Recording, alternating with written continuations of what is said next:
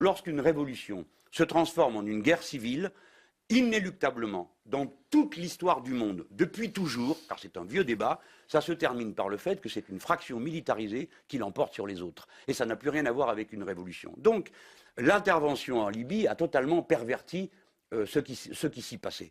Le fait est après coup que l'on peut aussi se demander, et moi j'étais pour qu'on interdise l'espace aérien, car on ne pouvait pas laisser M. Kadhafi décider comme ça qu'il allait bombarder les villes. De la même manière, il me semble que c'est une erreur d'avoir en quelque sorte, par méfiance à l'égard d'un processus que l'on craint, donné en quelque sorte une autorisation à M. Bachar el-Assad de continuer les exactions auxquelles il se livre. Voilà. Après, vous savez, c'est un des signaux des situations qui ont, comment dire, qu'on a laissé pourrir jusqu'au point où plus personne ne sait comment les traiter. La situation est très dangereuse dans cette partie du monde, très très dangereuse. Oui, il y a des menaces de frappe d'Israël. Vous pensez que c'est sérieux? Sur l'Iran? Je ne sais pas, je ne suis pas lié au service de renseignement israélien, donc je ne peux pas vous dire. Mais ce n'est pas acceptable. Mais d'un autre côté, il faut aussi entendre quelque chose. Ce qu'a dit M. Ahmadinejad n'est pas acceptable. C'est la première fois qu'on voit un pays, pourtant il y en a des pays qui sont en tension entre eux, et certains armés de l'arme nucléaire, comme c'est le cas pour le Pakistan et l'Inde. Mais à aucun moment le Pakistan ou l'Inde ne se sont armés en disant « j'ai l'intention de détruire mon voisin ». Là, c'est la première fois qu'on voit un pays dire « si on a une bombe, on ira taper sur Israël ». Ça, personne ne peut accepter une chose pareille que sur le plan international, quelqu'un décide qu'il va détruire et à coup de bombe atomique son voisin. Qui plus est, comme nous sommes dans le sens du vent, ça ne serait pas une bonne nouvelle pour nous.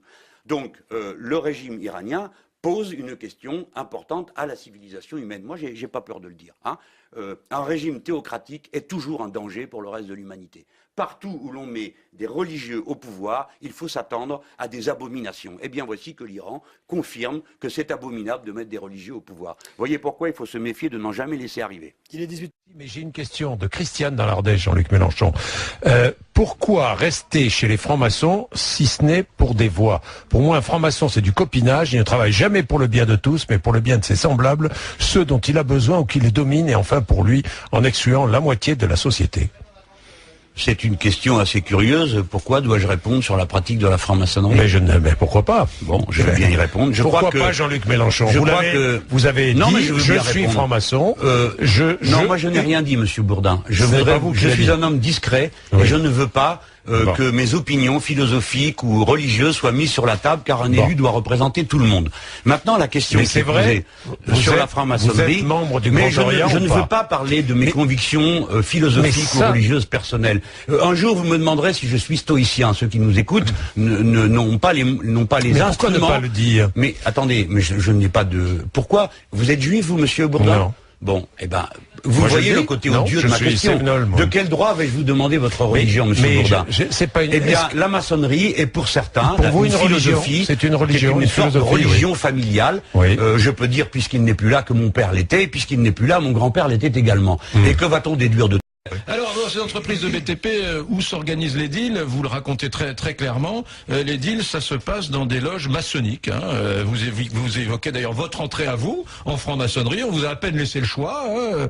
Voilà, t'es élu, t'es dans le Pas-de-Calais, t'es maire d'Hénin-Beaumont, qui est la 5e ville du Pas-de-Calais, ben, tu vas rentrer en franc-maçonnerie. Voilà, alors vous dites, chacun a une fonction dans les loges qui peut en intéresser un autre. L'un est entrepreneur dans le bâtiment, l'autre donneur d'ordre, maître d'ouvrage, un autre est maire, directeur de société d'économie mixte, un autre est architecte, rien n'est laissé au hasard, tous les maillons sont présents pour ne pas rater un marché, une candidature, un appel d'offres. Vous expliquez que c'est là qu'on dit, bon ben la crèche que je dois construire l'année prochaine, c'est toi, quelqu'un vous rappelle, j'ai une entreprise d'électricité, etc. C'est pas la franc-maçonnerie que je dénonce, c'est que vous dénoncez, c'est la franc-maçonnerie organisée, vampirisée par le Parti Socialiste dans votre département. Hein, voilà, encore une fois, bon, c'est la version franc-maçonnerie Bassamini, alors même si à l'actualité récente nous a amené jusqu'au Carlton de Lille, où on voit une organisation là aussi bien huilée. Mais effectivement, on sait l'occasion lors des agapes d'échanger les cartes de visite. Hein, effectivement, les élus, les entreprises, tout le monde. Il y a des deals qui se font là. Il y a des deals qui se font pendant les réunions en franc-maçonnerie. Voilà. Et en dehors des commissions officielles d'appel d'offres, hein, je l'explique très clairement comment les choses peuvent s'organiser. C'est-à-dire qu'on passe en marge, à la marge, à côté des processus officiels, légaux, obligatoires. pas d'appel d'offres. Du cadre légal, tout à fait. On s'organise une fois que le receveur et toutes les représentants de la répression des fraudes ne sont plus présents à la réunion. Effectivement, les choses s'organisent de cette façon. Donc en amont, à travers une entente, ou en aval, effectivement, lorsqu'il s'agit de peaufiner un appel d'offres, on demande au directeur des services techniques, au directeur général. C'est une vraie mafia que vous racontez. Alors ce qui est extraordinaire, c'est qu'il y a 1200 adhérents socialistes dans la région des Nains-Beaumont, mais tous ne paient pas leur carte d'adhésion. Qui est-ce qui paie pour ceux qui ne veulent pas moi j'ai expliqué pour ce qui est celle de la section des Nains-Beaumont, et c'est pas une actualité 2012, c'est très ancien, effectivement. On a cette tradition où ça permet effectivement cet argent en espèces qui arrive du BTP. Les militants font un don en espèces à la section, ce qui permet à la section de rentrer l'argent dans la caisse de la section, d'avoir une trésorerie officielle, et après de pouvoir financer tout à fait légalement, officiellement, diverses opérations, et de reverser à la fédération à travers des chèques. Alors, donc moi je suis militant, on me demande de donner 500 €, donc très bien, mais en contrepartie, les entreprises me donnent 550 ou 600 à moi. Voilà, tout à fait. C'est-à-dire, en fait, je gagne 50 €, et puis ça vous permet à vous de blanchir de l'argent. C'est un système que vous avez connu, que vous avez pratiqué, ça. Moi, je ne parle que de ce que je connais. Donc, effectivement, on l'a pratiqué. Et bien évidemment, pour celles et ceux qui souhaiteraient aller sur le terrain de la diffamation, j'ai conservé les reçus en espèces et la copie des chèques. L'hôtel de police de Lille reste dans la tourmente. Un autre policier devrait à nouveau être interrogé et peut-être placé en garde à vue dans les prochains jours. On le soupçonne d'avoir donné des renseignements importants à René Cochefer, le chargé de communication du Carlton, mis en examen pour proxénétisme, qui recrutait des jeunes femmes pour les soirées spéciales. Une conversation téléphonique entre les deux hommes versée au dossier est sans ambiguïté. René Cochefer se renseigne et demande si une des jeunes femmes qu'il a repérées n'est pas fichée par la police. L'officier répond « Non, tu peux y aller, elle est propre ». Comme quasi tous les protagonistes du dossier, le policier est un membre de la franc-maçonnerie lilloise. Une situation qui ne surprend pas le syndicat Alliance. La franc-maçonnerie, c'est un réseau qui peut amener à des tas de choses, y compris, je pense, à une carrière dans la police nationale. Dans le système administratif le permet un avancement lié à des connaissances ou à des appuis. Donc on peut penser que la franc-maçonnerie soit aussi un tremplin pour la carrière. Un détective privé ex-enquêteur de la police judiciaire est également lié à certains personnages de l'affaire. Franc-maçon, lui aussi, on ne connaît pas son rôle exact au sein du système. Il était là, auprès de René Cochefer, lors de son interpellation. Pourquoi? La question reste pour l'instant sans réponse. Et contentez-vous de ma parole, de ce que j'écris. Pourquoi éprouvez-vous le besoin absolu de me situer par rapport à Pierre-Paul Jacques, la maçonnerie et tout? Je suis allé au siège du Grand Orient de France et j'étais très fier de m'y trouver. Parce que je faisais un discours qui était une réplique au chef de l'État. Je prends très au sérieux la République, ses institutions, ceux qui les incarnent, même s'ils ne sont pas de mon avis. Donc voilà, bon, après j'ai écrit 80 pages, c'est bon, on va parler de mes 80 pages, pas discuter jusqu'à la nuit de savoir si je rentre dans ce temple avec un tablier ou sans, ça ne présente aucune espèce d'intérêt. Donc je dis, la maçonnerie est fondamentale dans la défense de la République, j'appartiens philosophiquement au courant des Lumières, et c'est ma référence ultime. Qu'est-ce que je peux vous dire de plus? Le reste, ça me regarde pas. On ne vous demandera rien de plus, Jean-Luc Mélenchon. Alors, vous parlez d'un monde post-idéologique. Non, je ne me défile pas, j'essaie d'expliquer.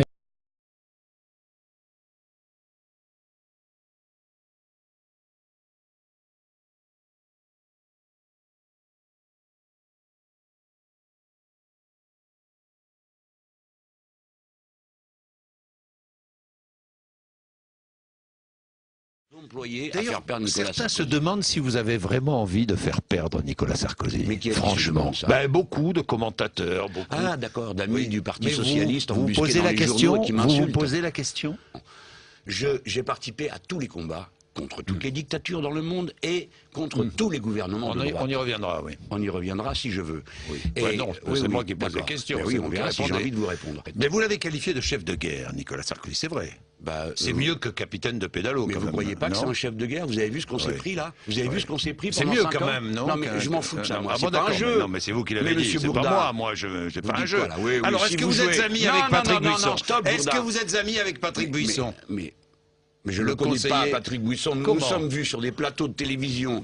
Il m'a invité une fois à venir sur LCI, plusieurs fois. Il a reçu la Légion d'honneur. Et vous y êtes allé?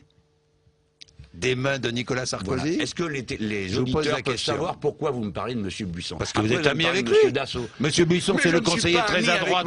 Mais qu'est-ce que c'est que cette invention? Vous êtes un colporteur de quoi? Non, je vous pose... Vous avez encore beaucoup de ragots comme ça? Pose la question. Vous croyez que dans la présidentielle, ce qui est intéressant, c'est de savoir si je suis l'ami de vos mondanités? Mais M. Bourdin?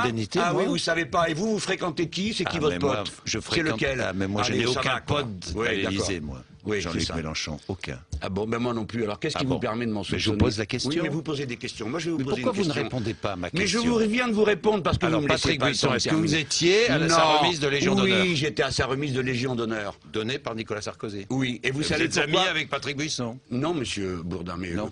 Écoutez, ça va, à la fin, le jour où vous aurez la Légion d'honneur, j'irai à votre Légion d'honneur. Moi, je ne suis pas votre ami. Vous l'avez déjà? Je vous ai pas invité. Non, vous l'avez et vous ne m'avez pas invité. Mais si vous m'aviez invité, aucun politique n'était invité. Eh bien, monsieur Bourdin, si vous m'aviez invité, j'y serais allé. Et vous savez pourquoi? Parce que je vous ai à la bonne, vu que vous êtes très direct et droit dans vos opinions de droite. Comme Buisson. De droite? Ah, ben écoutez, ça va. Hein. Le pire serait que, quand tant de malheurs s'avancent vers nous, nous soyons incapables de garder notre dignité de citoyen qui exige de nous que nous nous mêlions des affaires publiques, que nous évaluions ville par ville les dégâts potentiels de cette politique. À tous, je lance un appel solennel. Ne laissez pas faire. Il y va de l'avenir de notre pays et de l'idée que nous nous faisons de l'Europe. Qu'est-ce que c'est un opposant? Quand vous êtes, mettez que je sois élu député du Pas-de-Calais. Je vais arriver à l'Assemblée nationale. Un opposant, c'est quelqu'un qui vote, par exemple, la motion de censure contre le gouvernement. Moi, je prends l'engagement de ne jamais voter la motion de censure de la droite contre le gouvernement. Mais bien sûr. Vous ne voterez jamais de motion de censure contre le gouvernement? Jamais, parce que mon but n'est pas de faire tomber le gouvernement de François Hollande. Souvenez-vous, c'était un grand moment, c'était le début de la campagne présidentielle, un François Hollande qui fendait l'armure et qui lançait ce grand appel qui allait ravir la gauche de la gauche et l'ensemble des socialistes. On l'écoute, c'était au Bourget, on s'en rappelle. Je vais vous dire qui est mon adversaire.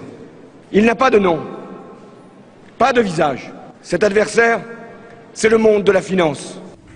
Pourquoi vous voulez revenir là-dessus, Mickaël? Tout simplement parce qu'en fait, en cherchant bien, ils ont trouvé des noms, ils ont trouvé des visages, mais ils ont surtout aussi décidé que c'était pas un adversaire. Puisque vous prenez monsieur Stéphane Macron, qui est secrétaire général adjoint de l'Élysée, aux côtés de Pierre-René Lemas, donc numéro 3 de l'Élysée, qui voit donc à peu près tous les jours François Hollande en le croisant au moins dans son bureau et en faisant des réunions avec lui. Eh bien, c'est un des plus jeunes, brillants banquiers issus de la banque Rothschild. Voilà, de ce fameux visage, ce fameux monde de la finance, n'est-ce pas, qui n'a pas de visage et pas de nom. Ça c'est encore pour l'Élysée, on se dit, bon, mais alors encore plus savoureux, on va aux côtés d'Arnaud Montebourg. On regarde comment il a composé son équipe, Arnaud Montebourg, qui lui aussi a été le grand, pourfendeur de la finance, n'est-ce pas, et qui allait, son directeur de cabinet s'appelle Stéphane Israël, et il vient d'où?